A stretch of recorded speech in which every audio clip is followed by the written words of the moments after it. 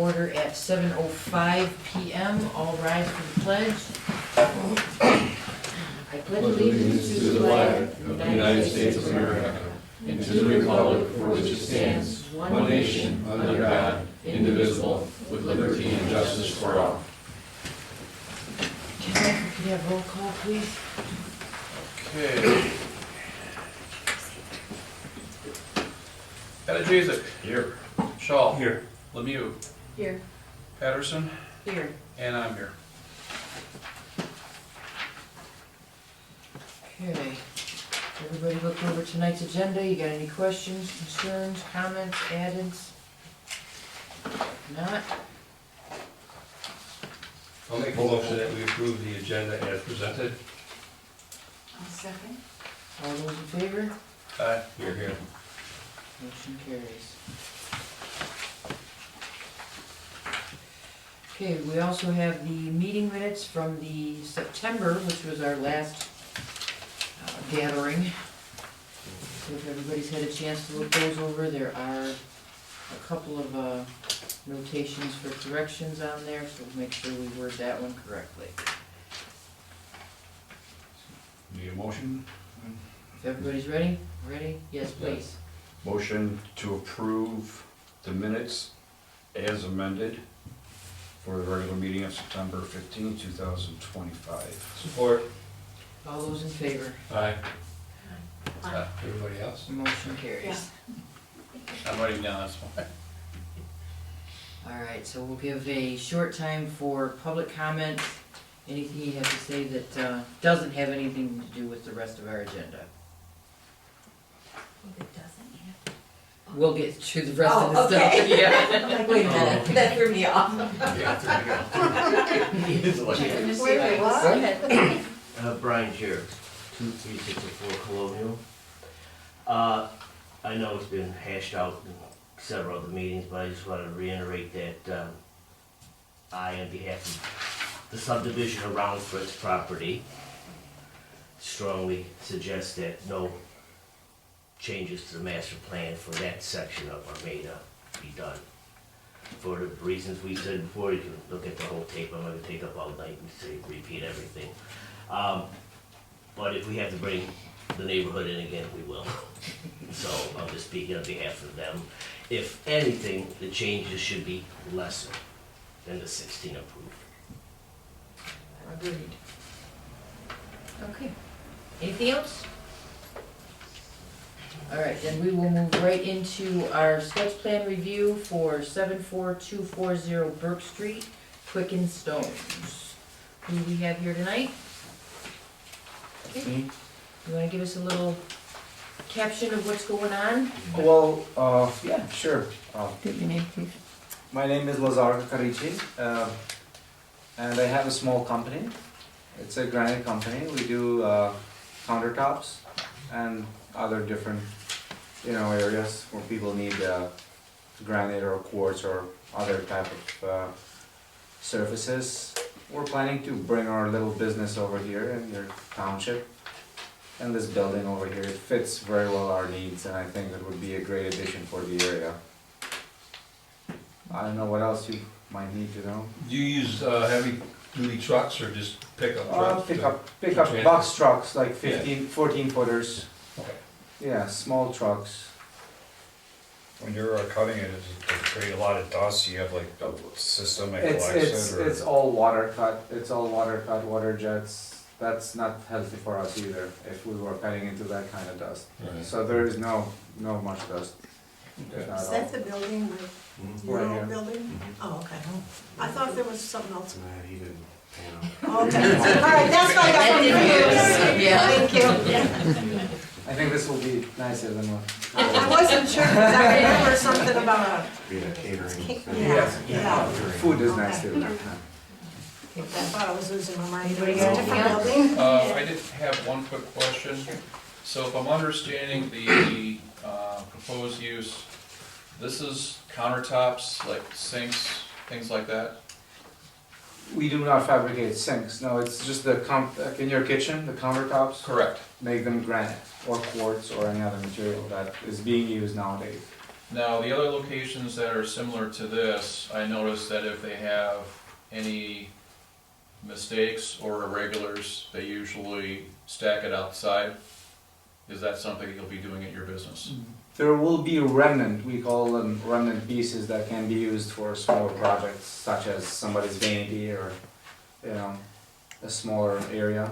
But yes, there will be slabs, Would you store those in the back of the facility? most likely, Okay. most likely in the back, organized, inventorized, because if you don't sell them, then Yeah. you're Okay, losing so money. you keep those parts up for sale? Absolutely, And then yes. after a time, you don't, They usually move, okay, they usually move, Okay. but we will have sales to keep them Okay. moving, because that's just inventory that you paid for. If you don't sell it, it's a loss that you Right. can't really Right. take. So So there's- it's part of the business. right. So they're just out there exposed, or do you shrink wrap them out there, or? I mean- Well, granite can stay out exposed, quartz will have to be probably stored inside or wrapped, just like you said. Mhm. Now, is that gonna be a problem in back, because I'm not sure, is the back paved? Most of it's paved, well, no, not most, there is a cement slab that we used to work on that's on the north side of the building where he'll be storing that, and right behind the building. Everything's behind the building, behind the fenced in there. But cutting will be inside the Inside. building. Everything. Is that loud? How loud is that? Is it, It is not like It's something not- that you can hear from out okay, here. No, not to no, complain about that, No, okay. no. And do you, when you have deliveries, do you come in the front entry door? That I don't know Or yet. if it'll come around the back, and is there, Both. and there's plenty of Let's just say space? both. Yeah, So let's just say yeah, both, just say yeah, both. yeah. Okay, Front, there is a front door and a back door. yeah, As far as the slabs that are gonna be outside, the ones that the public will see will be the nicest one to drive people in. But they all will be So they're behind the beautiful building, on the slabs. side of the building to the rear of the building. okay, Where it's fenced. yeah. So there's gonna be a showroom too, is that what I'm you're hoping to put in the small. Yeah. Is that, that still has an office in it? Yeah, Yeah, yeah, it needs to be revamped a little bit. is it, okay, it's sort of, yeah, like a, There's a little office in the front. okay. Is that for me? Is that for me? I'm good. I'm okay with it. Okay. Then, one thing I do wanna mention is that you need to keep in mind that parking over the sidewalks, blocking the view, is not going to be permitted in this building. You wanna remember that you only do have the 3 slots for parking, so you may wanna let your customers know that there is, public parking here in town if you have too many cars out in front of the building at one time. Before any business can actually open, you will have to contact the fire department and get your inspection done. It's been inspected. It already, Yeah, from, it has, it has. okay, okay. They were there within a month ago. Okay. All the extinguishers were already For already this redone. company, I had the building inspected a month ago, so he was there, the fire chief or whoever does inspected. Him and Chase were there and we put all the extinguishers there, replaced the ones that needed, cause I had, some exit lights that had to be done and I did all that, so it's been done. I can get that to you for receipt or whatever we need from him. okay. So they That can take follow to the 220 new owner, run- Christie. That inspection can follow to the new owner, because he's the actual owner of the Right, we building. just let the marshal know that we would let him know what businesses and what He's in they're there. doing to come into town. But it Just doesn't so I have to know, be so what re-inspected. do I need to do? You don't have If to you've do already anything. had the inspection done, you're Yeah. fine, I'll just talk to the marshal Okay. probably tomorrow morning and let him know that we do have a He did all different of our business. buildings all at once, just so we were up to date. Okay, And it's I was just wondering if it's the water jets, what kind of power they take. I mean, if it's, All 20. so it's been inspected. You already got that. It's all new, yeah, it's all been inspected, Okay. you know. Can I add something? sure. Through you guys, Mm-hmm. is there gonna be any changes to the outside structure? No, Larry behind you is saying no. No, No, the structure's gonna stay the same, okay. Just a new sign, right? Are they allowed? Signage, yeah. yeah, Yeah, yes, but they're yeah, there's a allowed, code yeah. for this thing. Yeah, Yeah, there's a code, you have to. Just contact the village and they'll let you Yeah. know everything. perfect. That's something we don't handle here Okay. during your application, but yeah. We need a motion, I don't know, so. We need a motion. Let's see, where's the address? I'll make the motion that we approve the new site plan for 74240 Burke Street in Armada, Michigan. Is that good enough? For the company name. It's going to be, what is the name? Quick and It's Stone. Quick Quick Quick and Stone. Or Stones, yeah, Quick. Quick and Stones. For the approval of Quick and Stones. I second. All those in favor? Aye. Motion carries. We have a couple of pieces of paper, if you wouldn't mind coming up to sign. Oh, no, she's got so many. She gave everybody a copy. I guess so. All right, you and I are both gonna sign. You will sign here, and then I will sign them on top, and everybody gets copies of those. Yes, Absolutely. that's this, Sign on top? no, no, yeah, on top of the line, yeah, on this line. Yeah, I was thinking the same thing. Yeah. That's why this is supposed to show room, you know. Yeah, I was thinking that myself. He doesn't offer. Here's one they have right here. I think so. I think so. There's only one other guy who does the same, which is a friend of mine. But yeah, it Made a good addition. I know what I saw. I'd like to see new business come in. Right. Which Which was very good. There's always a reason for everything. moving from down where we are at with this. Where are you at now? 22 mile and, Okay. Small, little storage This is sign four more, and I'll sign those two for you. And he does work out, there's another guy in Bruce Township who I've talked to, and he runs his machine.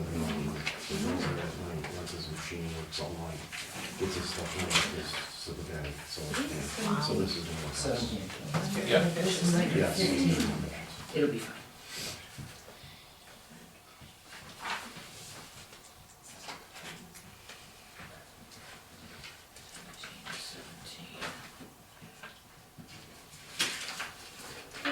I will give you I can pop it here a, in the meeting, but would you get one of those cards and just toss it on a copy? Yep. have you signed one more? I'll get it when I pick up my card.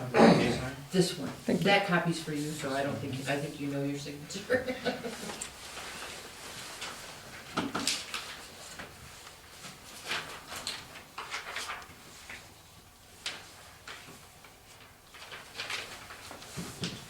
Okay. You are all Thank you. set. Thank you so much. Thank Good you. luck Welcome in to your- Armada. Yes. Appreciate it. Thank you. Larry, thanks for coming in. Thank Yeah, appreciate it, Larry. You guys Good wanna night. hang out, you can. Thank you. Appreciate it. Everybody wants to hang out. We don't wanna see you again for a while. Poor Larry. Larry's a nice guy. Yeah. Yeah? Well, only because we just saw him, I was like, oh, what? This is a new thing. I know, that's what confused me. Yeah.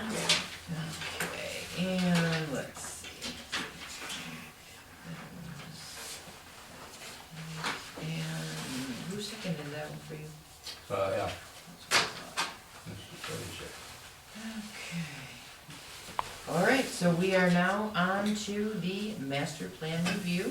Let me turn this over to McKenna. Oh, yeah.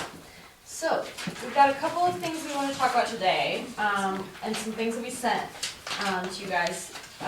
The two main things are the results of the survey, and then the future land use discussion. We also did update the goals and objectives, but, we think that this, for today's discussion, we're just gonna focus on these two new items, and, then we can discuss the goals and objectives with the full draft later on, but we have sent the, edited goals and objectives based on the feedback we've gotten to, I'm sorry. What was Christie, I'm like scared of saying the wrong names. Okay, to Christie, so we should, that should be, planning commission can look at that, and if anybody would like to see it, you can ask.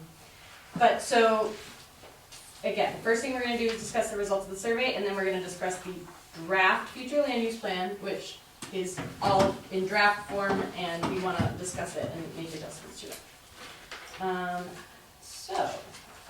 We did send the survey results ahead of time.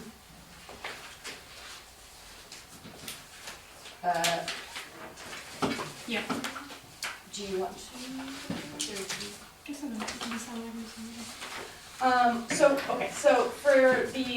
So we've received 884 responses, which is about 10% of the village's population. However, township residents were also permitted to respond to the survey as well. But 184 is a really good response rate. Honestly, 1 to 2% is very common for survey results. So, so 48% of the respondents said that they were residents of Armada Township, where 34% were residents of the village. There was supposed to be a check all that respond, but there was actually, instead it just gave people the option to check one instead of all that respond. So we could have gotten information about how many of those owned businesses and owned properties versus how many of them did it. But so that's one downside. But we had one person say that they own a business in Armada, and then 9 people said that they own property in the village. So gives us a little bit of an idea, although we could have a better idea of that would be, but that's all right. So we've got, so in terms of the responses for housing and growth,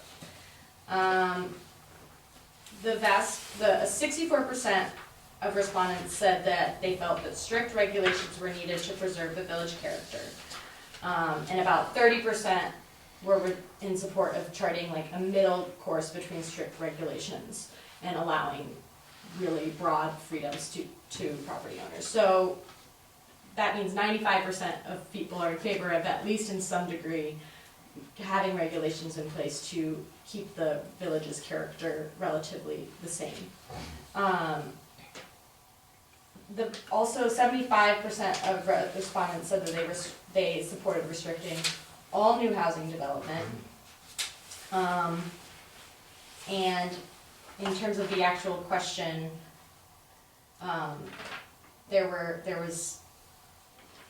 we can get into the details, but 75% said that they thought that new housing development should be restricted. There was a little bit of split on how that should happen. About half of people said that they're satisfied with their current home and they don't necessarily have personal concerns about housing in the village. 17% said that they were concerned about housing costs in the village, so the specific housing costs. 65% said that they would not support missing middle housing in the village, while 26% said they would be in favor. I do want to note that duplexes and ADUs are actually already allowed in the village with special land uses. And then they were fairly evenly split on how to regulate accessory dwelling units. Duplexes and what are already permitted? But duplexes and accessory dwelling units, Accessory. those are like granny flats, like a small apartment connected to a single family home, which is typically, I'm not sure of the exact details of your ordinance's rules on them, but they're very small, they can't, and they They have a separate They entrance. have a separate entrance, and they, yeah, there's usually like a limit on how large they can be. They're intended to be for members of the family to live on the same property, but in a separate address, but technically you can't enforce that consistently over the course of an ADU's lifetime, so they're just small rental units attached to a single family house. Sorry, that was a lot, so and those are just the housing and growth related things. Any, keep going unless we want to have some discussion around that. But I think a lot of this is going to come into play when we discuss the future land use section after this. Can I talk a little bit about the commercial growth? What? And the next one. Oh, yes, of course. So with the commercial growth questions, respondents disagreed about the level of business growth. About 30% stated they would like to see new commercial businesses along major thoroughfares and the outskirts of the village. Only 12% said they only want to see businesses along just the major thoroughfares, not also throughout the village. 45% said that village should restrict all new business growth to preserve the village character. But 22% of, or 22 people, 12% of questions target businesses only to develop, oh, well, that basically is summed up the top part. Yeah, those are the details, okay. So the Parks and Rec assets, majority of survey respondents, 56% thought the village should improve some kind of parks and rec amenities. However, 30% disagreed and 14% unsure or no opinion. Majority of residents expressed the need for kid-friendly areas within parks, in addition to more attractions like gardens. That was just part of one of the questions. Multiple people identified the need for bike and walking trails leading into the village, especially along Main Street in Fulton. And then many residents made comments regarding the state of the current roads and putting focus on fixing them throughout the village. And that's more just general. Yeah. So I think that for Parks and Recreation questions, This one is. yeah, so, and these are, And so a little bit, and then the question got a little bit more details on the Parks and Recreation amenities people would see. So, just to clarify on these survey results, all of the results, the detailed results of the survey will be included in the master plan, the final results, everything except for identifying information, which I think we asked for people's emails, that's the only thing, so we're not gonna post that. But, so all of this will will be described, all of this will be provided in detail in the master plan, and then there will also be like a chapter of the master plan that just kind of summarizes the results. So that's kind of the purpose of, or what this data is. So there's a pretty large list of Yeah. comments that people made regarding where they would consider improved developments. If you look at the handout, it's a pretty large list. But yeah, it mostly talks about the roads, bike trails, sidewalks, paths for running, walking, more kid-friendly areas. There was a lot of comments regarding that. But yeah, there's a huge list in the handout. And then there were some just other general detail. The last question was, feel free to let us know any other thoughts you have. So we did get we got a handful of responses. I would say that, I think it's important to know that these are individual comments, but I think that some of them are really well thought through. This first one says, please build middle housing on the edge of the village, and they identified specific places. Their concern is that the water cost in the village is high, and having additional units would help with that cost. Why wouldn't it? Why wouldn't it? That is correct. That is how that works. I mean, there are other pros and cons, but increasing the number of units on the housing, on the water system would spread the cost out throughout the village. This next one says, I would like to see the small town atmosphere maintained. This one says prohibit the subdividing or sectioning off of farmland. However, this is the village of Armada and not the township. But they also express concern about the town becoming a city and losing its small town farm charm. Keep it rural, more restaurants and businesses. The next one says no they don't want McDonald's, Burger King, Taco Bell type establishments in Dollar General and Family Dollar. This one says they don't want dispensaries or pot shops. And enforce and then also enforce and ensure sound pollution is minimized. And then this last person says that they moved to Armada because it preserves agriculture, nature, and history, and that they don't feel that Armada should allow commercial businesses. I have a feeling, based on the context of that comment, that they mean the township more generally. There are also some listed, people provided some different community facilities that they would like to see. Lots of different, so we compiled a little detail, like one person said they want a splash pad, a pool, Public pool. We talked about putting a splash pad in the park, actually. I'm Yeah, I the park mean, commissioner. And some of these are maybe Which not, will cost them, oh yeah. very expensive. Yeah. One said they would like more conserved land, one said they would like a community, garden. And then making improvements to current businesses and business areas to support small businesses where there are open spaces. Fix the roads. Those Yeah, are. that seems to be mentioned quite a bit.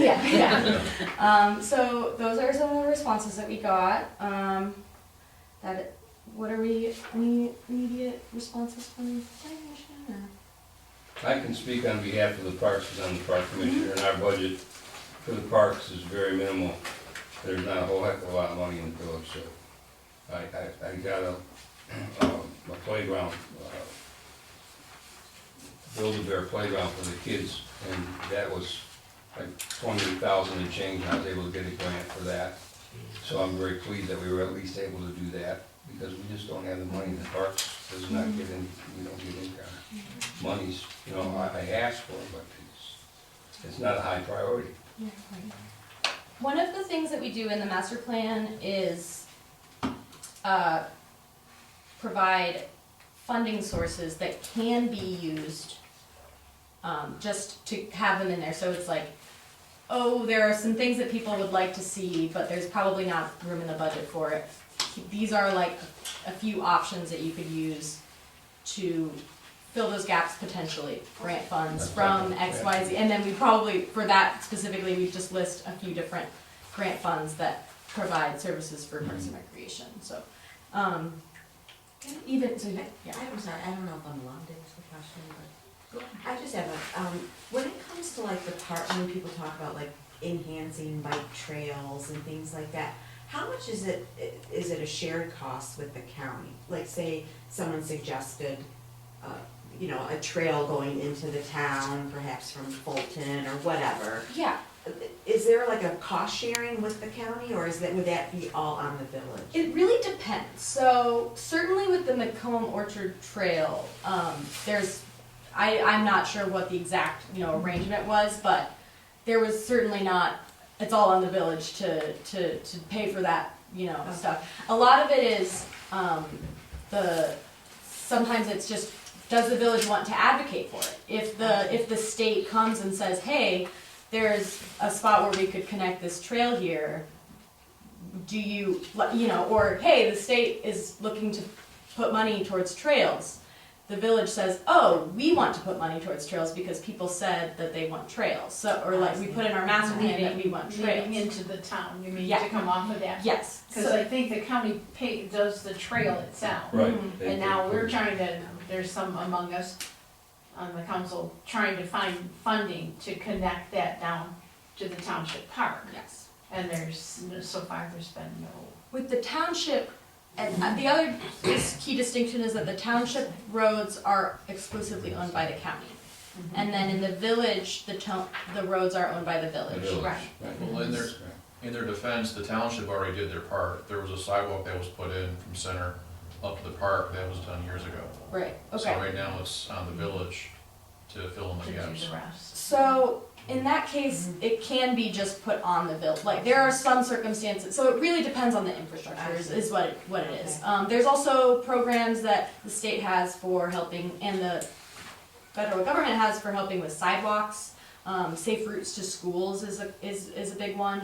They do a big inventory of how kids, like the routes that are taken to go to schools, and try to help provide, funding and, plans for how to best create safer paths and things like that. That's interesting, Yeah. I was just curious, so it does sound like it's, existing infrastructure expanded to connect is different than someone came up with a new idea for something, that would be different. Yeah. Gotcha. A lot of, Responsible, yeah.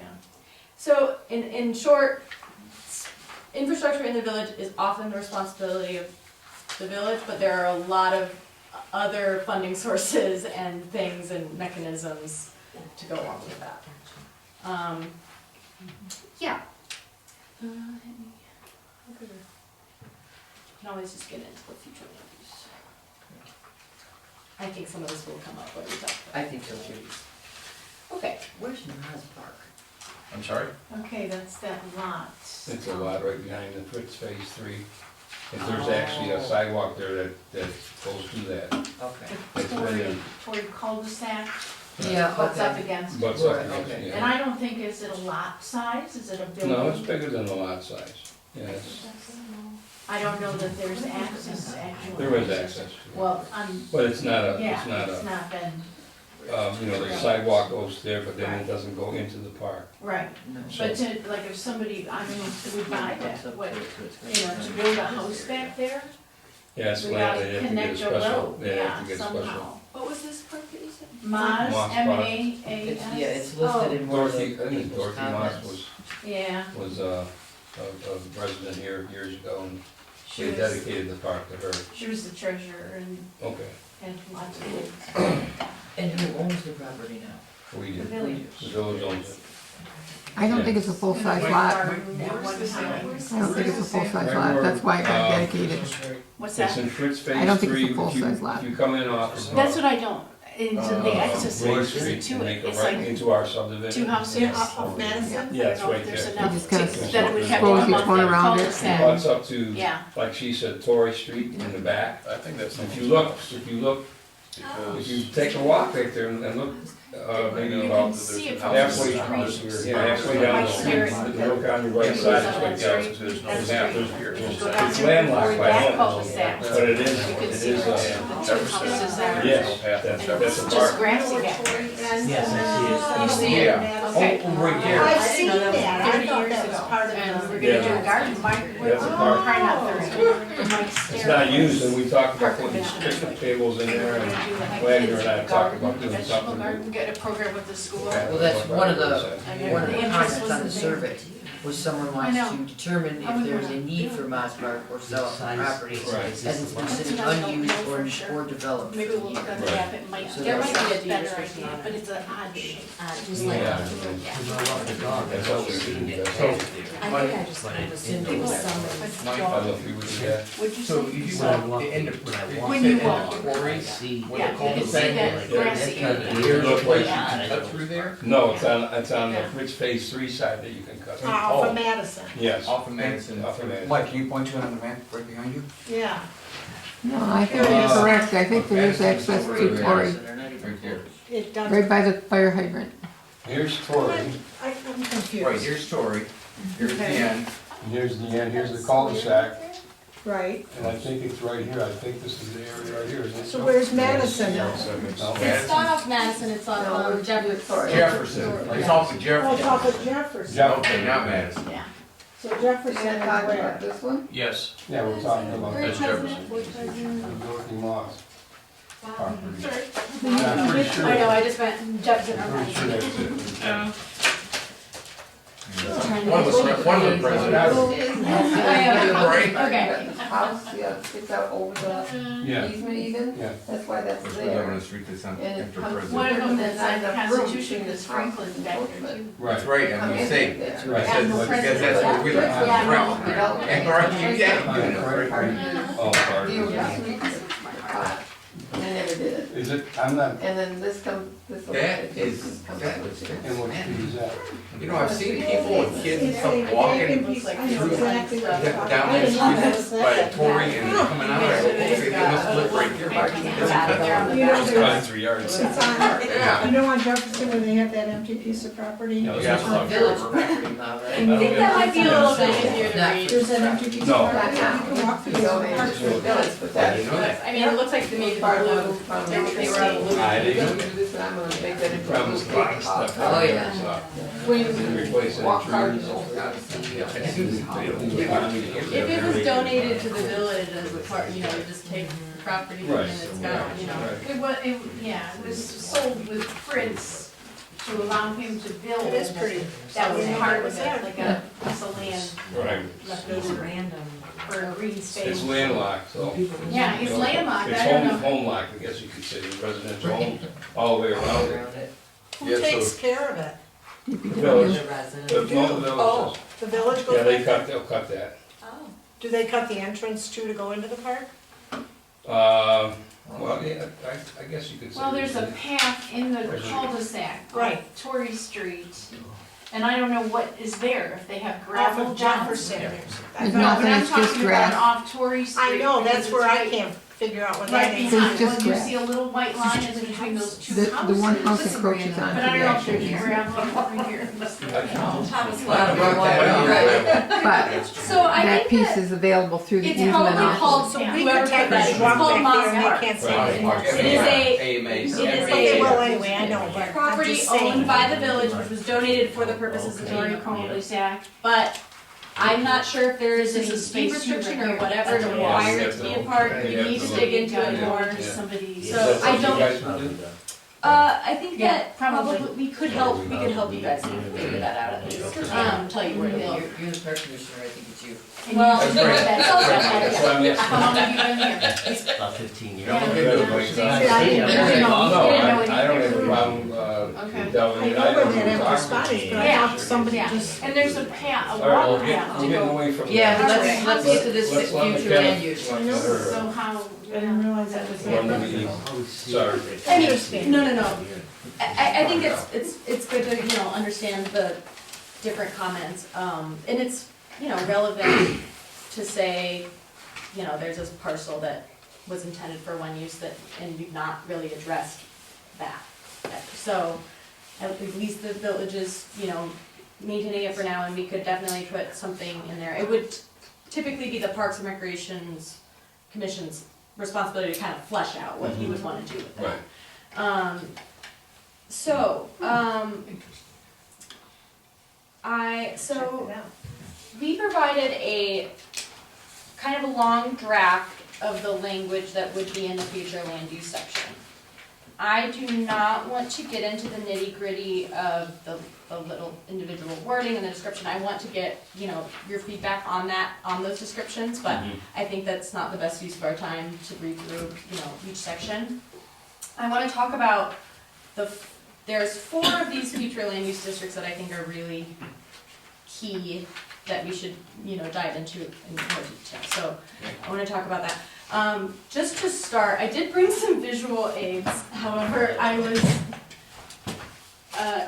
did not bring my easel. So I'm gonna hold them up and maybe we'll put it here to have as a reference. But this is just a quick refresher on the difference between the master plan and the zoning ordinance and kind of what the function of a future land use map is. We can take that picture can come down, you've got a hole right there by your hand. Mike, if you'll take that picture down, just sit Smaller down. next to her, Oh, this on the one left? here? Just the big one, The big one? Big one. yeah. Wanna take down the big one? Okay. Yeah. Okay, can you use Watch those it nails fall up on there? Christine's Yeah, let's not be doing Good thing we that. don't have earthquakes or anything. 'Cause- Oh, Oh, no. no. I just thought. Yep. One Okay. just came off. Great. Something for the maintenance to take care of. Be great if we had. Uh-oh. Yeah. MacGyver will fix it. So this is Okay. sticky on the back, so, oh, fine, well. I'm very professional. So it's sticky on top, right?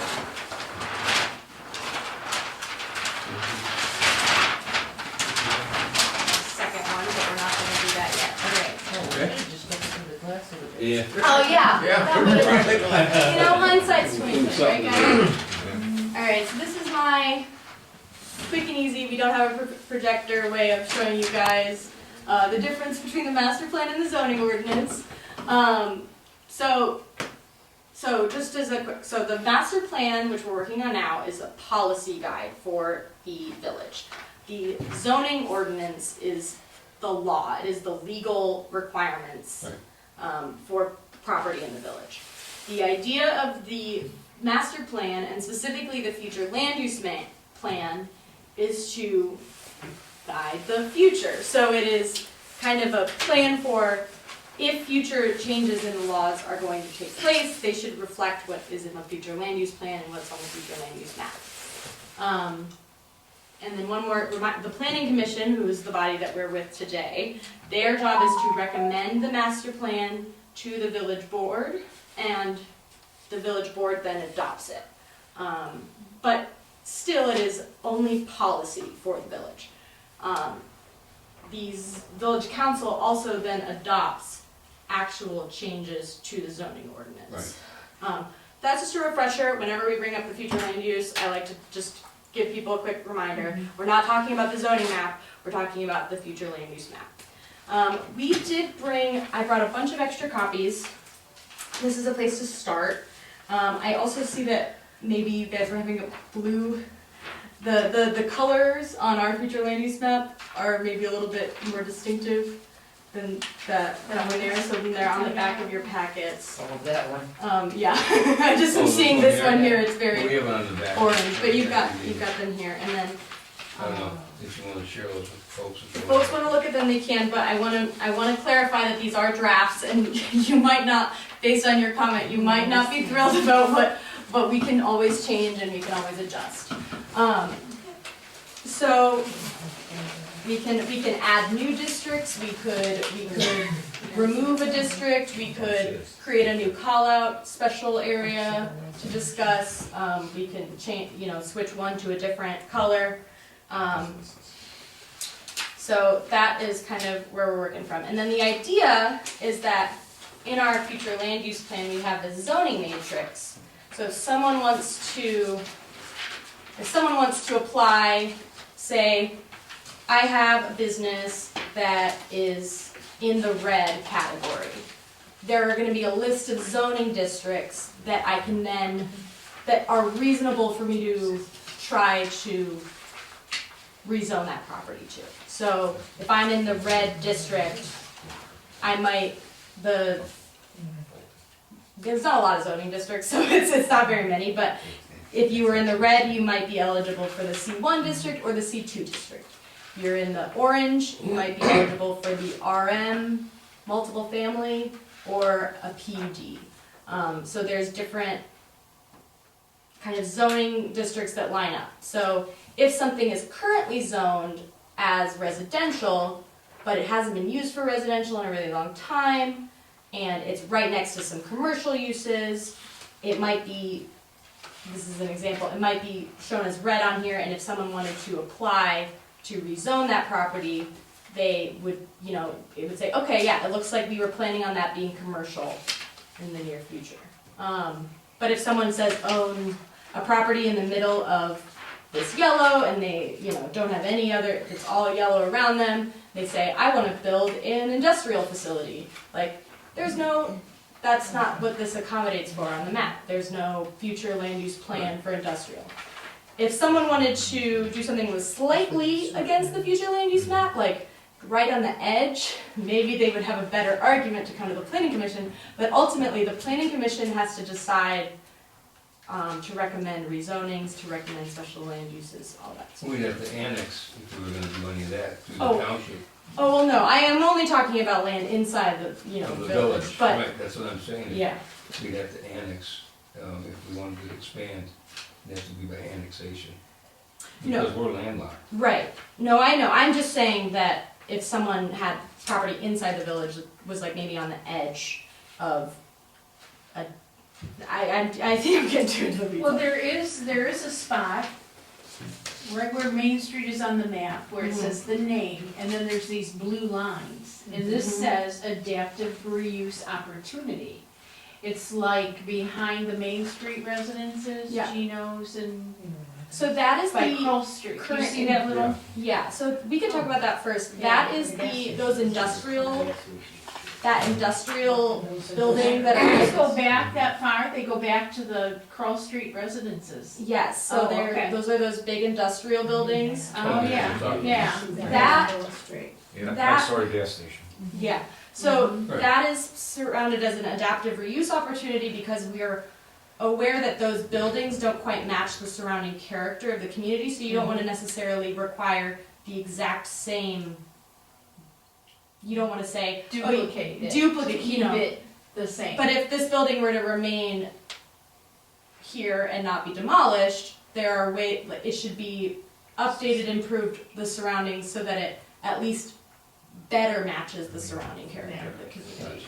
you know, That's what that means. so Okay. it really means that it could be flexible, because it's these big warehouse buildings. Typically, you wouldn't allow industrial uses downtown, but maybe you would allow small, like artisan manufacture, like a glass blowing, like facility, or like something that is not, it is technically industrial, but can be done at a small scale.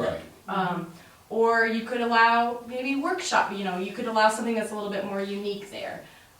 Loft spaces for artists or something like, or you know, it's the point is that the point of it being surrounded as adaptive reuse opportunity on the future land use map is that if a developer comes to the village and says, I would like to do something creative here or do something different here, but it doesn't quite match the zoning ordinance current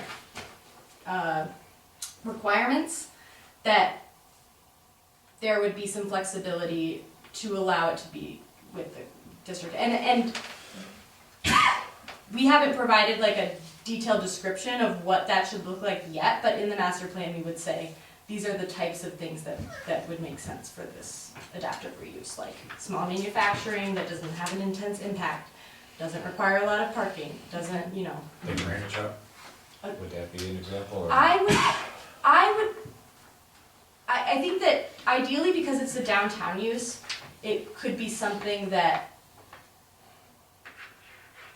is like an active use that other people, like, More interactive with the community. more interactive with the community. So I should have, when I said the small artisan thing, it was more like maybe like a Gyms or a gym? a gym would be, a gym would make sense, but it wouldn't necessarily be like, if you were imagining downtown, you wouldn't go, oh, a gym would be perfect for downtown, unless it was in that specific place, you know? Gotcha. So it's things that you made like, oh, that would be great to have downtown, but it wouldn't make sense in any other part of downtown, you know? Gotcha. I think that's a good point. The problem we have with that is some of the businesses that are grandfathered in, they've been here so long, and it's on record, I'm sure we got sued by one of the businesses and we lost the lawsuit. They were putting all kind of crap in the parking lot, Mm-hmm. and, you know, that can create a problem, which was a legitimate question on the granite shop, where are you gonna store your unused stuff? But if we go and, you know, like I said, the businesses that are grandfathered in, Mm-hmm. we have a problem sometimes because the owners tend to bend the rules. So I think this is kind of intended to address that we don't necessarily want a lot of new industrial Right. business, you know, but you need to recognize that that is an industrial building, but also the fact that it's been vacant for all this time. It has been vacant because new industrial uses aren't allowed. So rather than being like, well, new industrial uses aren't allowed, but I don't know what you should do with that building, you say, I guess you'll have to demolish it, but it's remained vacant for all these years. That means it probably isn't very cost effective to buy the lot at all. So kind of creating new opportunities, new issues is another, but creating new ways that it can be used moving forward. Okay. Can you expand on the flexible residential Yes. locations? say. On those three? Yes. Well, so the four main districts that I wanted to talk about were the traditional village residential, the flexible residential, the downtown district, and the enterprise. We can start with the flexible residential. So the idea of the flexible residential is to provide a context-based density, flexibility and density.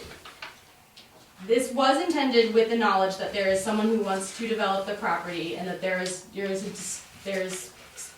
clearly pushback between the people in the surrounding neighborhoods and what the developer believes is possible, feasible, and financially and physically feasible. So the idea is that it is very likely that this land probably won't be developed in the exact same way that the rest of the surrounding like the immediate surrounding neighborhoods have been. His other subdivisions. Right, it's phases 1, 2, Yeah. and 3. Because the current housing market is very tight, the construction Cost. costs are very high, the size of that lot is small by the standards of most residential developers.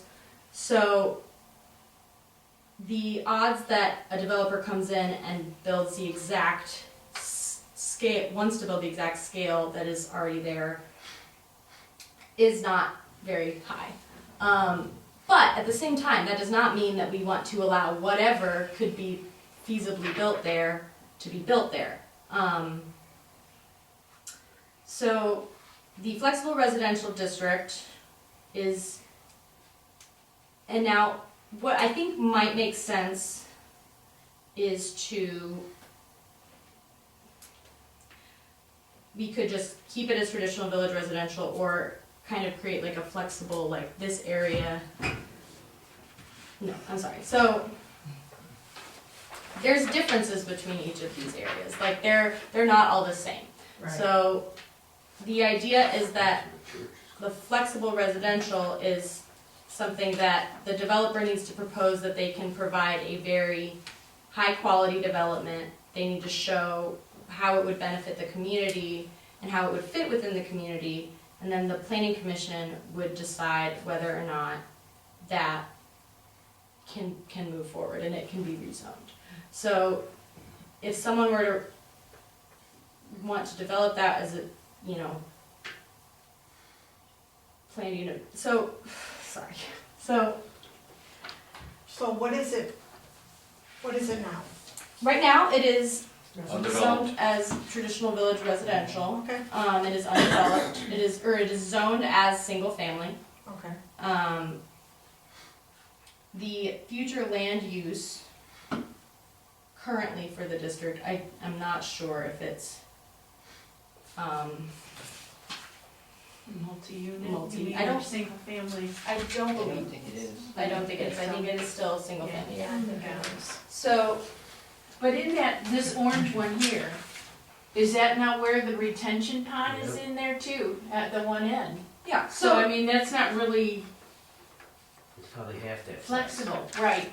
right, so when you get down into the, so I think that's really important to know is that just because this lot is 12 acres, that doesn't mean that 10 all units per usable. acre is going to be 12 times 10, like, it's not going to be 120 units per. So then, are we as a village looking at this and saying, because of the current economic housing, we are bending and becoming more flexible to accommodate the builder? I would say that in some ways, that is true, but it's also the village responding to what is feasible and what is, Fits the master plan. what fits. But it's also about, you know, developers, when they purchase a property, are, But did he not purchase the property knowing that it was residential like the surrounding areas? Did he not do that? It was, when he bought it all, in all phases, and that was part of it. What he didn't think is access to that. That's not there. Can I ask a question? Please. What reason will we have to change to a flexible residential? Thank you. That's a good question. Yes, that's so the reason we did that is because of the, The builder. you know, the pressure, yes. So we can, This office stuff. we can just take it out. You can just say it's gonna be village residential instead. And, you know, I was thinking that this might happen, you know, we. But this is what's good about this dialogue, is Right. that so we can understand, Right. that I can understand, you know, just, and it's not just this area, I mean, I wanna That's the understand the church- the church could be flexibility here. of, Yeah. you know, that's all, I mean, and what, how we come up with that, like, and Yeah. like you're saying, why? Like you said, people want the village to be what it is. It doesn't want to change, I'm sorry. Because my question is based upon the community survey, and from what I got from the community survey, I'm still trying to see the reason why we wanna change this. Absolutely. You're right. agree. So- It also involves, I'm sorry, it also involves common sense too. Putting nearly 50 50 units in a 12-acre parcel minus whatever that retention pond takes up does not make sense to me or to anybody. That's not common sense. And it doesn't help the rest of us that live in this area, that if there's only one entrance to that area, And economically, and I'm a banker, so I'm thinking economics, right? This could all change for a builder at any city, at any time, given over the next few years. You know, the circumstances of today aren't gonna be the circumstances of 5 years from now.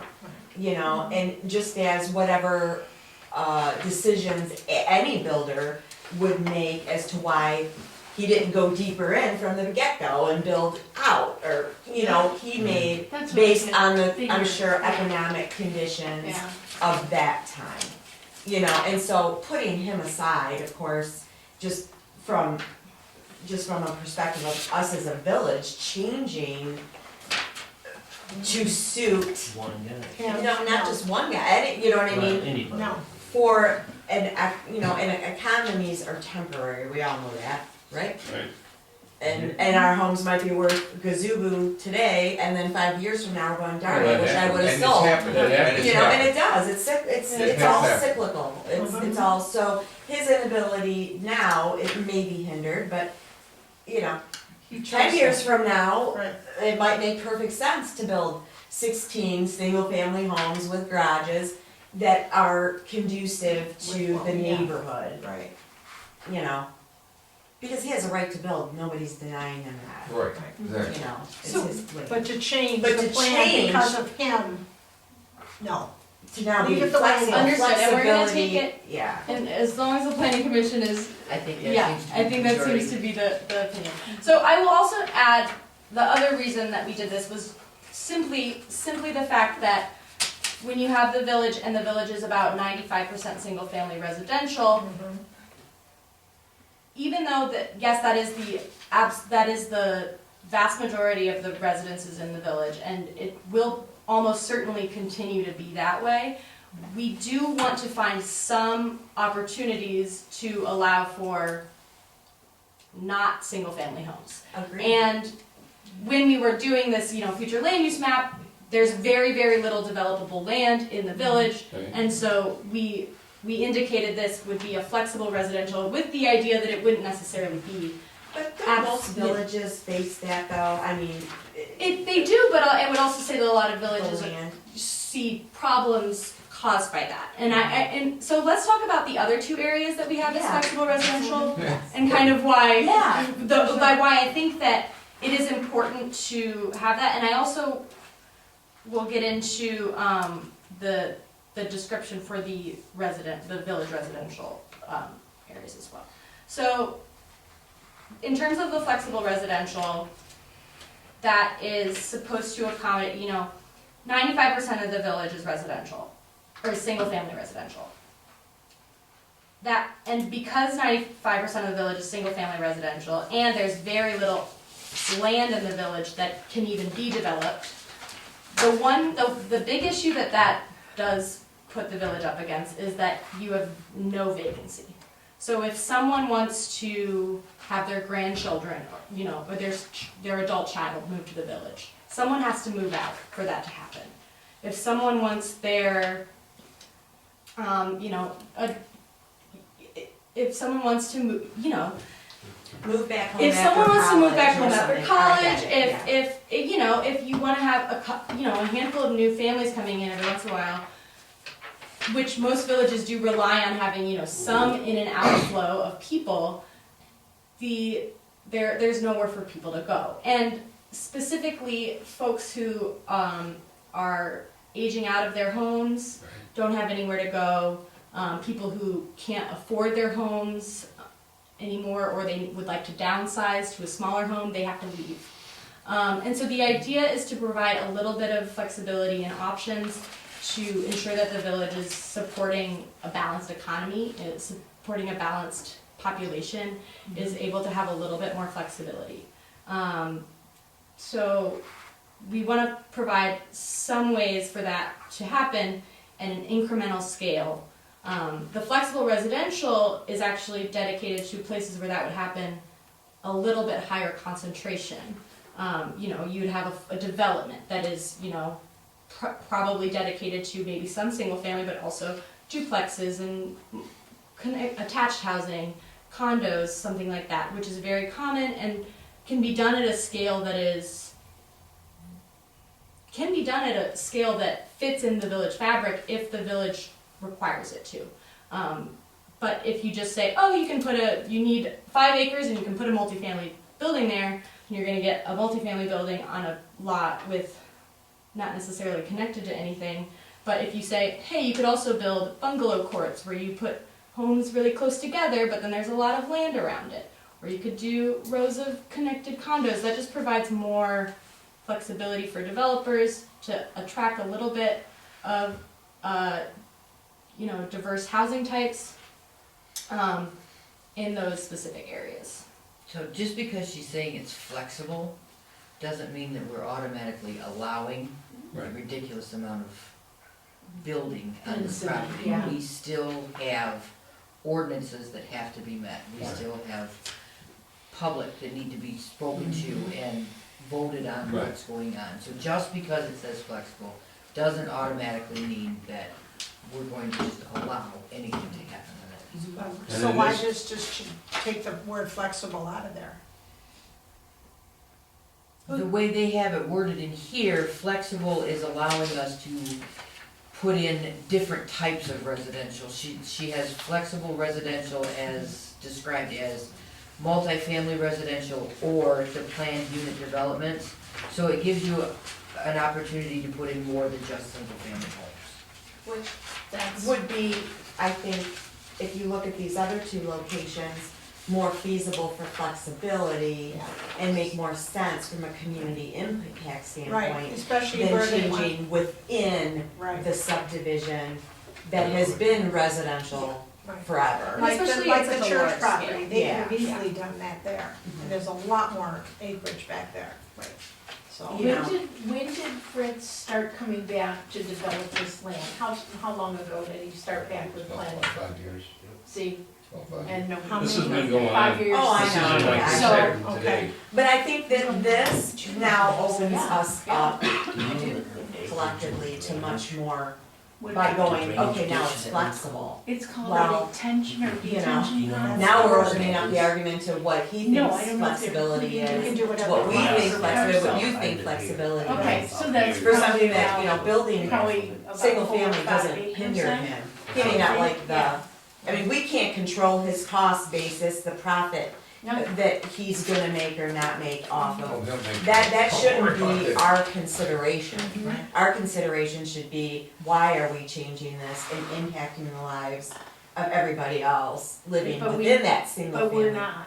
No, but I'm talking about We- by making it flexible. By making it That's all flexible. I'm, Yeah, but that's, talking about. she's saying that flexible means something different than to alter it like that. It's not to flex like that, it's to determine what allows for the size of the land, so we can have the density correct, so there's not 100 cars going in there every day into one entry drive. Yeah, no, it wouldn't work, we know that. Right. Wouldn't work. Yeah. but I would think by making it just, or keeping this As particular area residential. as is, eliminates the grief Yeah, of going back and forth Right, with what you view as flexible, what we view as flexible, Yeah. and what he views as flexible. like she said, the master plan is the policy, the zoning ordinance, that depends on where that stands. And correct, so then really, I see no reason to change that to flexible. No, that's what, and we've already agreed, Yeah. we've already, Oh, okay. we've already, yeah, I'm sorry, okay, I didn't know. I'm sorry if I don't we think any of didn't us make that heard that. Okay. But Okay. this is my note copy. And I know I we understand. prefaced all this by, Okay, it's so- just a start and nobody's, you know, your points are well taken. It's not like we're just Yeah. missing. And just It one just more- makes, I could see where this would be more flexible, Right. Absolutely, yeah. you know? And just one more Made more comment for me, sense. we're village, okay? How many houses do you want built in a village? A little village, you need more? I mean, I understand people move out, we moved here because it was, smaller house, less land to Exactly. worry about. And it just, and that one entrance thing just drives me crazy. And if you see these houses that go up in, Don't let it. out in the area, they're building $600,000 to $800,000 homes now, and people are buying these things. Yeah. You're gonna tell me that they're not gonna, someone is not gonna buy an $800,000 house in this area? It's, you go down a couple miles down the road, you got these $800,000 homes going up, and people are buying. So, sorry, not to, yeah. Yeah, I'm But, sorry too, no, I it's just, all I right. had to put that out. The one thing I will say, so the future land use map, it's not just a map, it's not just names of categories. It comes with descriptions of what those areas should be like. And one of those things, especially in the village residential, actually for all of the districts, we do specifically say that something very important to the fact that this is a village is that it has a continuous street system. So new developments should maintain the street system, shouldn't be just one and done. They should, if they have the opportunity to connect streets, then they should be, we're following the village's development pattern, not a sprawling township, development, suburban style. We're in the village. So I think that what I want to get into is the descriptions for this traditional residential. So one thing, so the average density in the village residential is about 5 units per acre. It goes from 4.5 units per acre to about 5.5, 6 units per acre, depending on where we are. So what I'm getting at with that is that traditionally in the village, things have been relatively close together. You've got that, your homes are, all on the same street. You can see you can see down the street, you can see all your neighbors, you can walk through. If you wanted to run down your neighbors' lawns, they wouldn't be happy, but you could. And it kind of creates better community. Everybody can see each other, you know each other. Also, the traditional village residential is, so the idea of this district is to maintain the existing character. So there is very little undeveloped land within the village for any large-scale development. So this focuses on encouraging continuing upgrades, renovations, maintenance of existing historic housing stock, wherever possible. Currently, duplexes and accessory apartments, like I said, are permitted with special land use approval. So it takes a little bit extra permission than just building your own house. Those are permitted in the village residential. Those are very traditional, there's a long history of that. It allows people to rent out the unit next door to them, have a little bit of extra income stream, but they're still living on the property and they can keep an eye on things. So that scale of density is it's technically what we call missing middle housing, which wasn't very much, approved of in the survey, but it is permitted in the village and it can be done at a small scale that doesn't really impact your surrounding. So in this, we kind of encourage duplexes as an option for the village to allow what's called infill development. So it's rather than a big development, a big new subdivision, it's occasionally there's a vacancy, someone wants to do something, they can, upgrade and attach duplexes. I also put in this, but I think that maybe based on our discussions, we might want to change it, is 3 to 4 unit apartments, which are called triplexes or quadplexes. And those are also supposed to look like they are single family homes, but they can have 3 or 4 units in them. And we thought that could be an option to allow alternative, density, but at a very smaller scale. And those would also be, and that would require a zoning ordinance update to actually make that permissible. And I wanted to know if the planning commission was interested in that, or if we wanted to take that out. Is that what's considered on that one house? It looks like a house, is it not Church Street, or it's white with Yeah, a red? it's is- Church. Is that what Tory, that, is that that's what? what that is, yeah. That, Yes. okay. It's a Just one- multi-family. okay. Hey, right, Gotcha. I don't know how many units are in I there, think but there's 4, There's, Yeah. okay, Yeah. so that's the type Five. here. There's 5 in there? or maybe 5. So right now, if someone wanted to build a 5-unit apartment, technically they would have to buy a 5-acre property and put 5 units on that, which no one would ever do. They would put a lot more units on that if they had to buy a 5-acre property. which is what Fritz wants to do. Right, Well, and we're not looking, this isn't intended towards folks like, that are doing big, large-scale development projects. This is for people who maybe are smaller scale property owners or local, or just individuals who would like to build small scale apartments and things. So if someone wanted to build a 5-unit apartment, there was basically nowhere in the village that would be allowed, because you either have to build a 1 or 2 family home in the single family district, or you build in the multifamily district, which is a 5-acre lot minimum and doesn't have, you know. So I think that the idea of this is to try to see if there's a way to allow some thing in the middle.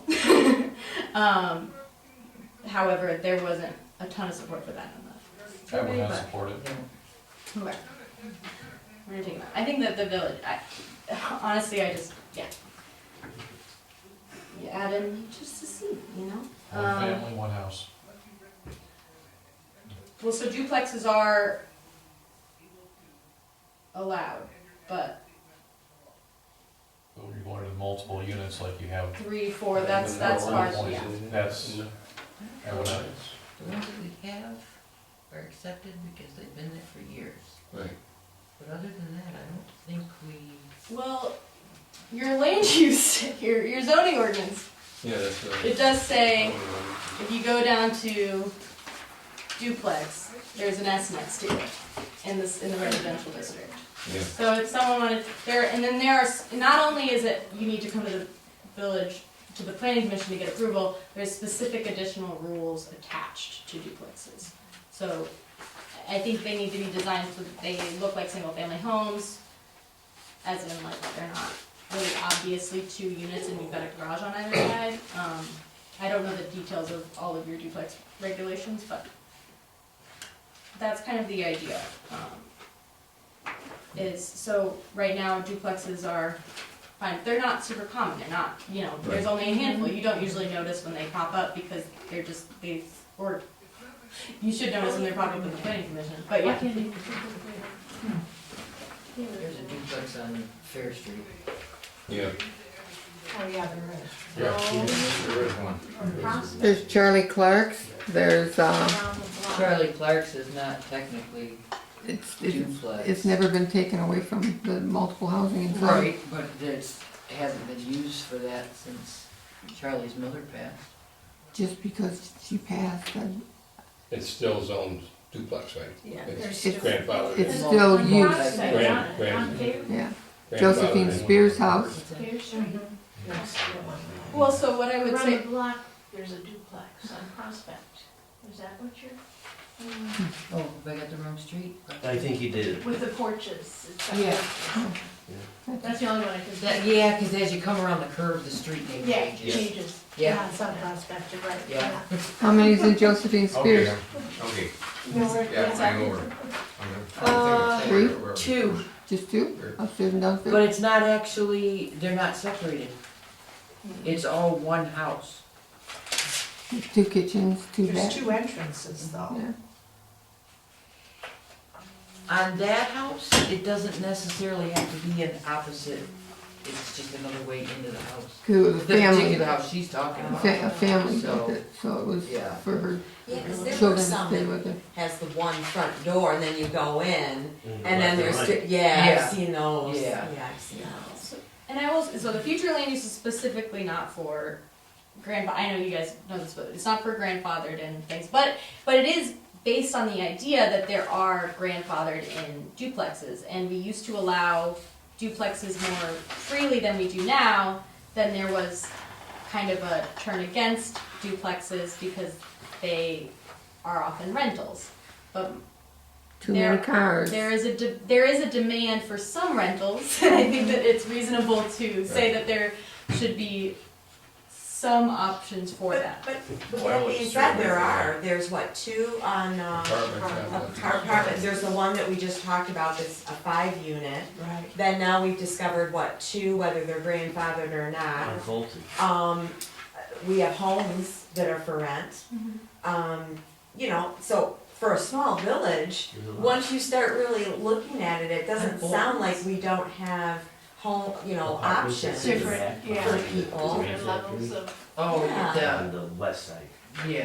that's just an apartment complex, basically. Yeah. I mean, when Yeah, you but get what down I'm to saying, it, but we two-story. have for a village, I mean, I think so. We have two, right? there's two, yeah, there's two apartment. One's 2-story, I think one's a.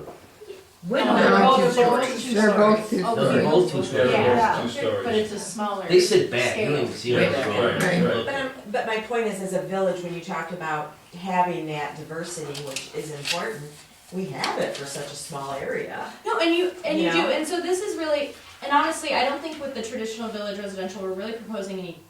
Now that we've taken out the 3 to 4 apartments, we're really not suggesting any changes. We're just suggesting, the traditional character of the village is it's relatively compact. The lot sizes are 1/4 to half an acre.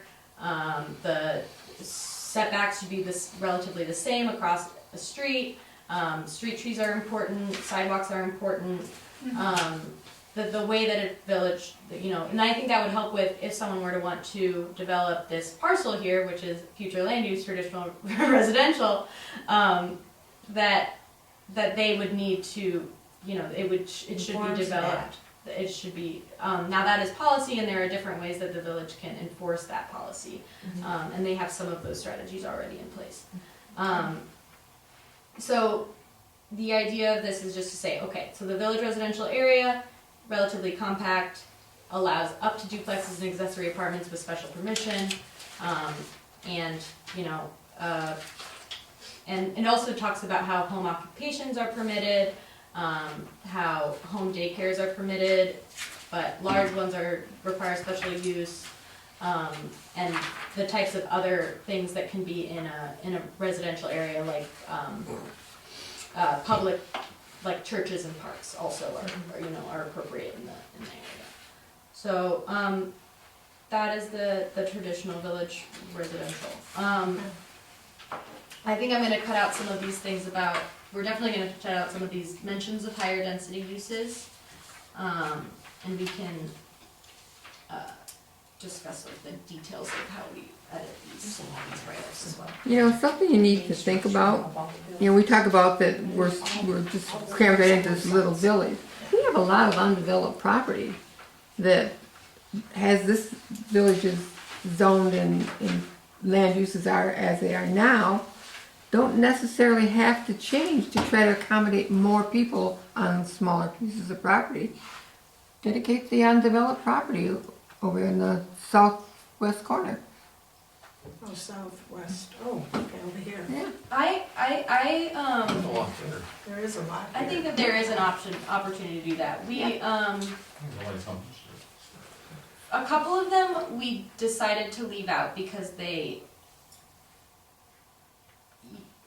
they're individually owned and they have single-family homes on them, so you don't necessarily want to like automatically mark those as flexible residential, because if someone says, I own this land and I don't ever want to move off of it, you don't want to say, oh, well, the village is hoping, or like the village is looking to the future and one day it'll be flexible residential. But I do think that for some of these lots, there is some potential. I think that one behind the wetlands area and the two that are behind the church and the senior home, I think we could extend that flexible residential. And again, for that flexible residential, it's important that it is possible to, if possible, it fits into the fabric of the village in some way. Because that property's always the property in the village is always going to belong to somebody else. Right. The village isn't going to own the property at any Right. point. So Once it's, you just got to have some future vision that this is the ideal location should available property be flexible to do that. When you talk about southwest corner, you talking about like across from the high school? No, No, Southwest. So this like, North of the water plant. so all of this behind the land- water plant, there you go. Is that the road, is that? So right here. You can see it Right there. over here, More the left. west, the other west. Yeah, the other way. Yeah, all of that. So I think like this, over here, I think that that's reasonable. There might be some wetlands and things. This is clearly not wetlands though, because it's a farm. So I think that's reasonable. So if we take that away from over there, we can put in orange over here. Because there, I think, and there actually was some interesting support, because I was at the meeting where we discussed the church and their desire, and some people mentioned, well, actually, why not put residential over there? So I think we can update. And you can trade off wetlands. Yeah, that's true. I mean, especially in this spot, they're very isolated. Like, the wetlands over here are very important because they're connected to the creek. Right. If there's wetlands here, they're completely cut off from everything around them, so the odds that they're environmentally, Right. actually doing the thing that we want wetlands to do is slim. So, that's great. We do that. Let's see, what time is it? 8:30. Oh, 25. So, the other. 26. So I think the other district, so we have the downtown district. There's not a lot of changes, I think, that we're proposing to the downtown district. I think the one thing that is worth discussing is we are recommending that the office zoning district in the village is maybe like blended in with the downtown and the general commercial, because there's not a lot of reason to have an exclusively office zoning district, because it's not a very common. It's not very common. It was kind of like a short, period of time where it was common to just do big office with a big part. I mean, those are common, but it's good to just allow other options, because not every office needs a building with a bajillion parking spaces. A lot of offices are, 3 people who come in every once in a while, or they're medical offices, and in which case they do need that. But I think it's, the idea is trying to, rather than having a little patch of like houses with, or of buildings with parking lots over there, is to just like, if someone wants to build over there, that it could fit better with the downtown, the rest of the downtown character. If there's any, and those are also, some of them are homes and some of them are, there's a couple of single-family homes or homes that are turned into offices, and that's not necessarily something that needs to be its own zoning district necessarily. For the downtown, we want to encourage pedestrian-friendly as much as possible. That means if it's possible to put the parking behind the building or on the side of the building, that's better for pedestrians than, and it creates a better visual appearance from the street.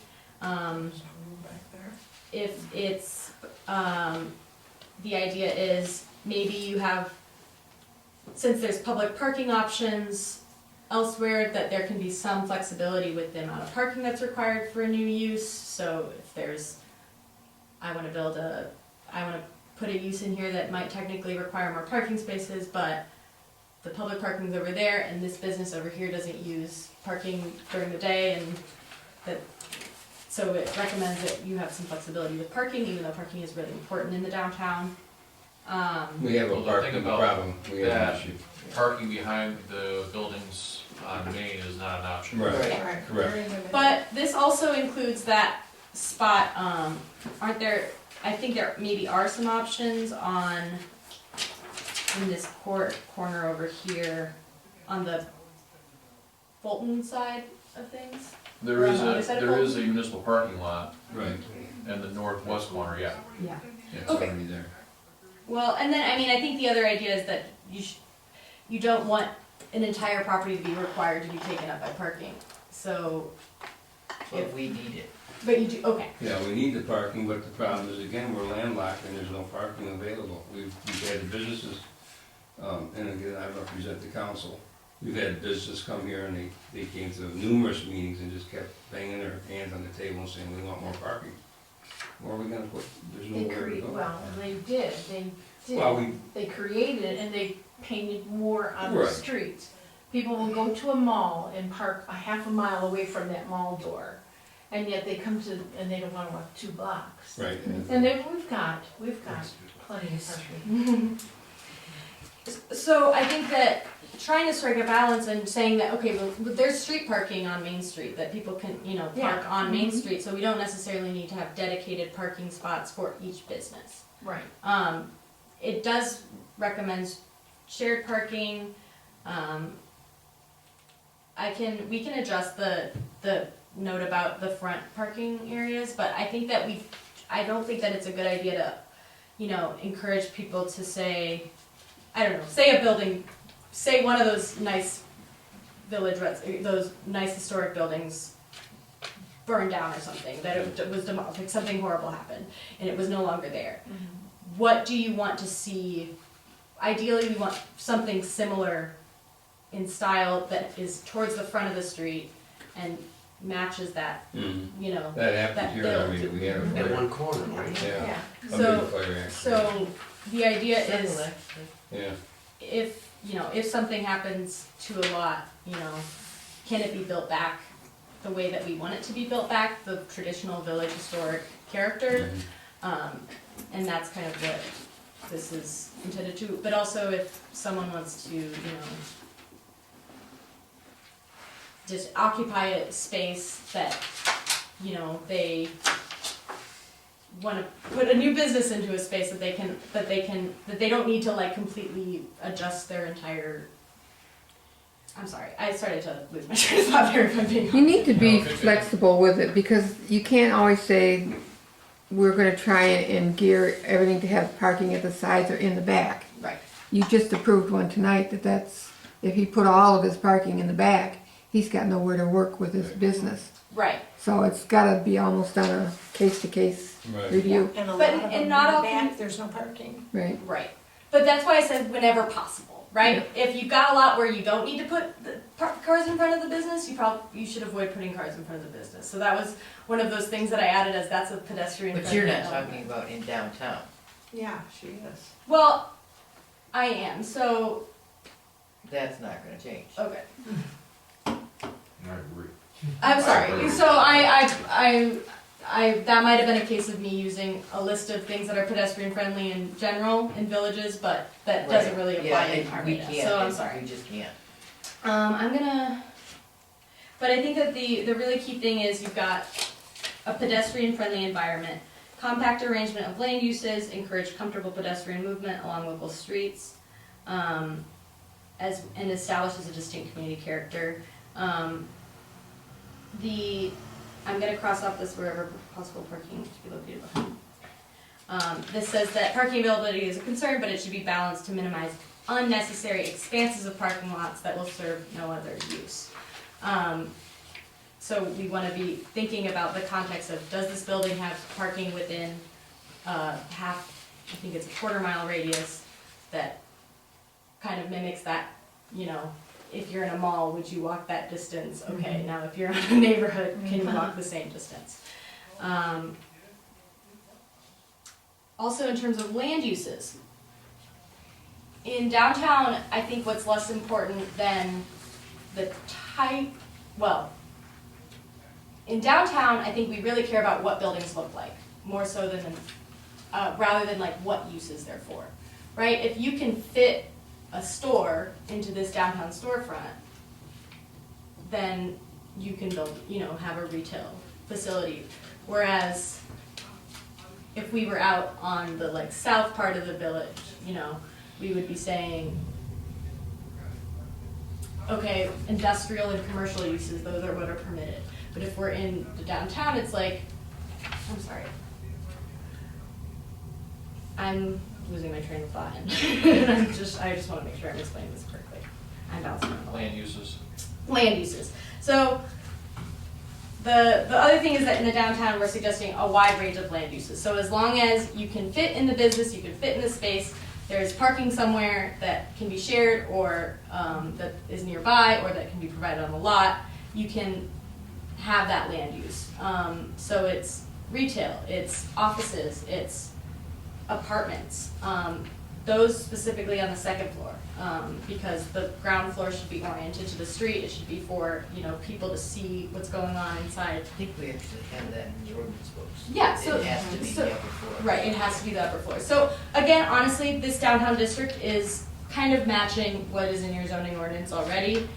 It's just, and then we provide a couple of ways that it could better match the future land use with the zoning, because there are some cases where we decided to be like, oh no, you don't want to have mixes of uses next to each other. But the only place that that's not usually true is the downtown. You want to have a lot of different uses going on and lots of different things.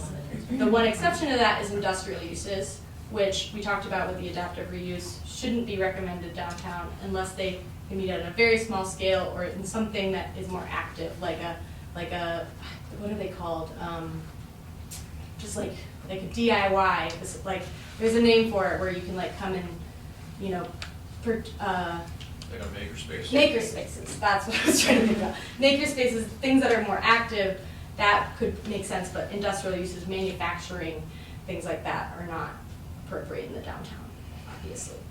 And that means in the future, when businesses close or are vacant for a long time, they can't be reopened as industrial. That's what's kind of going on with that vacant, those that we circled as adaptive reuse, is once it's vacant for a long enough time, the grandfathering doesn't count anymore. Granddad's gone. So it's, then we start over. So that's what we're going with there. The other thing is the enterprise district. Right now, you guys have a light industrial future land use and a light industrial zoning category. This we've proposed as enterprise to kind of broaden that to anything that takes up a lot of space, that, or like a commercial, more traditional commercial uses. So if there were to, if someone wanted to, you know, build out a store that didn't fit in the downtown, that might go down here. Auto-oriented things, repair shops and things, if you wanted to do that, that would go down here, in addition to the industrial uses that are already kind of permitted there. And if someone wanted to do a drive-through, it would be better for that to be down. It's not a recommended use because, well, it is actually, because I think that there's a little bit like, is there a ton of industrial demand there? I don't know, it seems like maybe there hasn't been a ton of new industrial, so it's saying, well, okay, if it's not industrial, maybe it could be other commercial uses, other things that are a little bit more intense, but not, that we don't want to see downtown. So are there any like things that we don't want to see in that, like enterprise zone? I'm not so sure about, I actually was thinking about how there's this area up here next to the residential area and next to downtown that is Tees. Oh, the currently, blue one there? Oh, yeah. That's off of Teats, And yeah. that's because it's existing as industrial right now. Right. But we could suggest maybe adaptive reuse again there, or it could be a special, like, unique district, or it could be residential again in the future. It's just that we don't, it's kind of a tough spot where you're like, you don't want to try to necessarily push out an existing business, but if it's not fitting with the surrounding uses and it's eventually, you don't want a new, you know, a new industrial use to be built there from Right. scratch, presumably. If someone bought the property, they would be allowed to continue to use it as it's been used, but if it were to remain vacant for a long period of time, something else could happen. Which is the adaptive reuse. Which is that adaptive reuse, so. Well, if those blue entrance ones here, Mhm. you said be better than building downtown, Right. whatever it may be. Well, I don't know if I wanna see a McDonald's sign when I enter Armada. There's no room for one anyway. I think that you can't say no McDonald's. You're not, like, as a village, you can't specifically say But, no, I bet yeah, you- or But you, you and, don't you- have and to. it's difficult even to say no fast food anywhere in the village. You typically need to like say somewhere that you're allowed to put it, maybe. And I think it's kind of unlikely that a McDonald's comes there just based on the location and all of that. the Right, intensity and, you know, how much traffic it would So get. it's kinda like a safe space to But- designate it. We have a subway. It is, but it is Yeah, technically, subway. Yeah, oh, they there's, do you well. know, so, or a gas, you know, gas station makes more sense down here than it would Right. downtown. There might already be a gas station. There is. Yeah, one. there is. Villages. But, Right there. you know, but if someone wanted to build a new one downtown, you probably wouldn't be thrilled about it. Yeah, but the south area, is that what you're- One time we had Yeah. 4. Well, in the That's downtown, what I no, we heard. did, Yes. the south We area. had No, 7 the- gas sorry, stations. the south part. So that would be a better place to put a gas station. That one. Than- But isn't that all used anyway? Is it Mm-hmm. Mary's? When you park If that they were truck, coming yeah, in, if they were coming still down here, it's all used Okay. anyway. That's the Yeah. nice piece of So property. hopefully she's Yeah, has the there's- green That's area. all the green and Larry's is across That's the why they street, didn't buy so. it. Yeah, I don't intend on tearing my house down for a On the gas village, station, were you here so. when that burned? No. Yeah, I mean, and the other concern is like, if a gas station were allowed downtown for a new gas station, would someone buy multiple properties, just they could build, you know? They have very deep pockets, I saw Yes. we did with, So, what we'd rather than do is buy with, this, downtown Fraser. yeah, no, and so by not allowing gas stations downtown, kind of avoid that. There is a piece of property next to the gas station they tore down the Yeah, house. they What tore it. is that zoned as? He owns that, he bought that. He bought that. Marathon So bought what's that. already zoned at though? It was commercial, it was already I think commercial. it's, yeah. The house was The commercial? house was. The house Oh, was a it business. was? Yeah, The house was a business for many years. been a couple of different businesses. Yeah. Yeah, like craft, like a gift There was shop. a gift shop. Gift shop, that was the commercial, but I there mean, was like the industrial very last businesses there. owners, they were using it as a home. But Okay. no, the house was actually Oh, I several didn't- different businesses. Oh, okay. Yeah, there was a welding company in it when I was Oh, in I remember school. that, oh, when you were in school. Well, Yeah, we're way talking- back, way back. Talking So- so. Yeah, You're- way, you're way back. suggesting that we change this to adaptive? So we might change that, yeah, I think well, so if it's adaptive, it should still have an underlying zoning, just another, so it could be that downtown, red also, but then surrounded with the adaptive reuse, so it would be kind of a similar recommendation to what But you don't, now you're saying you don't think it should be the blue? probably shouldn't be the blue, because the blue would open up the industrial zoning Again, district. which we don't. And Right, then- right, yeah. because that is very. So- Now we're talking about the south part of the map. We're talking about this little spot Okay, of so blue. that's It's what a little she's saying. parcel. Especially if they can use that for Then we're bowling. residential.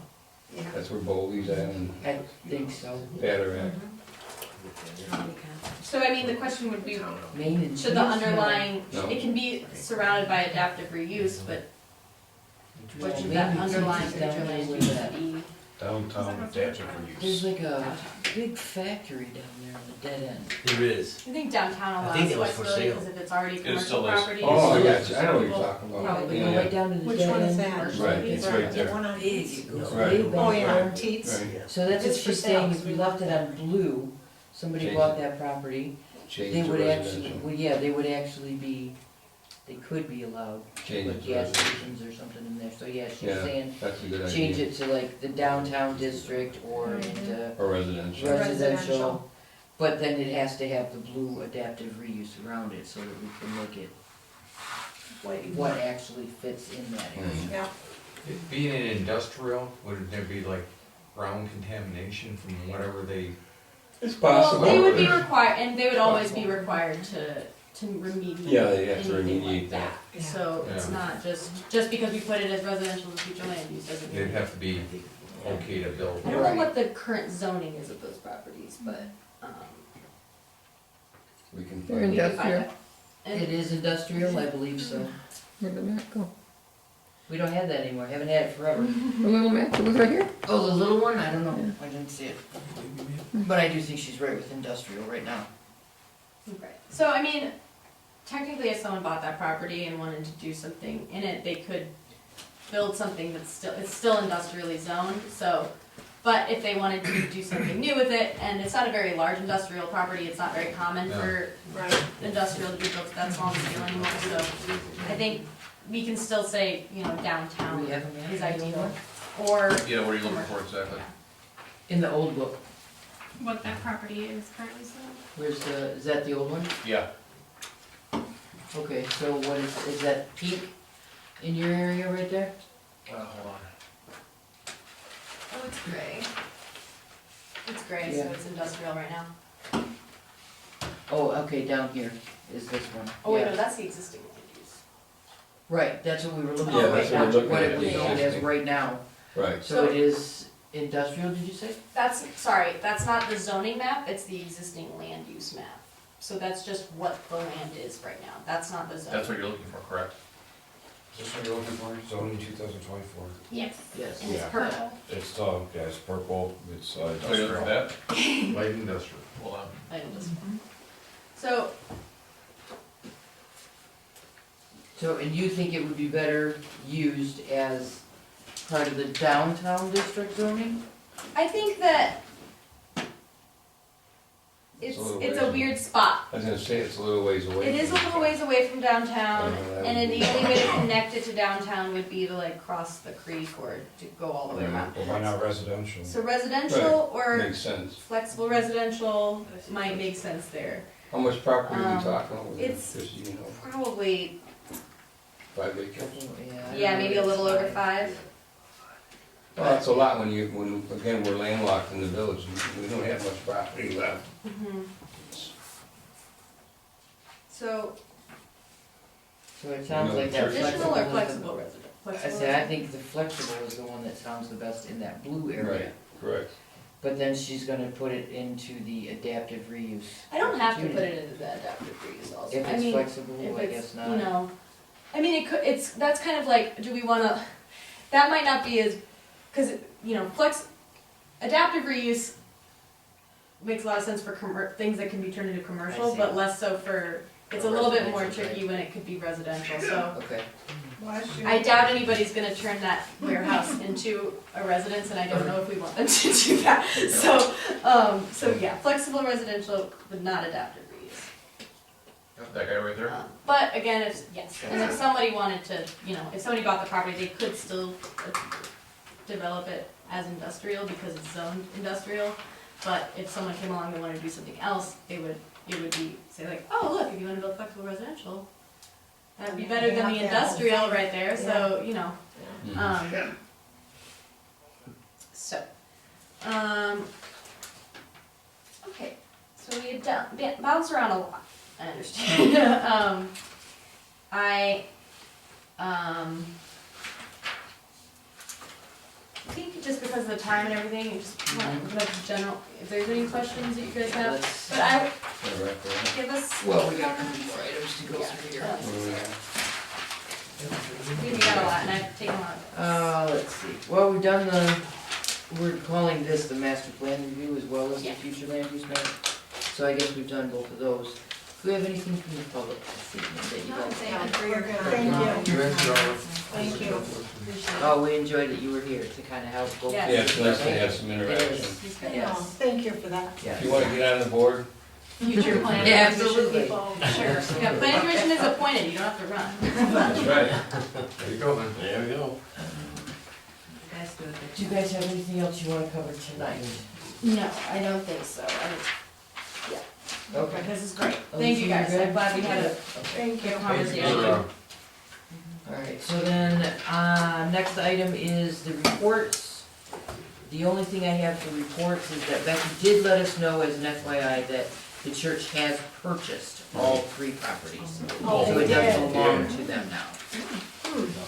That's why the sign's gone, right? That- Do what? The sign is The sign is gone. They, Oh, yeah. We were coming through there the other day, The sign's gone, they sold it. Yeah. Yeah, I didn't know why it was gone, that They, was yeah, just they it. have it now. Yeah, we So wondered if they it were was gone. talking about, having all 3 pieces put into one tax roll. So they didn't turn in everything. We're looking for that maybe possibly next meeting. And they will have to come before us for approvals on everything that they're, so when they're ready to build. But like Mike said, we're in frost zones right now, so that No, they may be won't for a do while. anything. I should never say never, but. Yeah. Exactly, They that's never say true. never, it's too expensive. That's so true. to build So- that, I don't think they'll break ground until spring, if they do. I don't have anything else on reports. Does anybody have anything you wanna add tonight? Next meeting is December 15th, provided we have some on the agenda. That's at Kevin's house for a Christmas party. Yeah, you're still here too, Yes, I right? am. Okay, there we go. So we should have a full board on December 15th. Yeah. Okay, so if nothing else, there's that one last thing that we're looking for. Motion to adjourn. The Village of Armada Planning Commission regular meeting November 17th, 2025 at 8:49 PM. All those in favor? Aye. We are closed.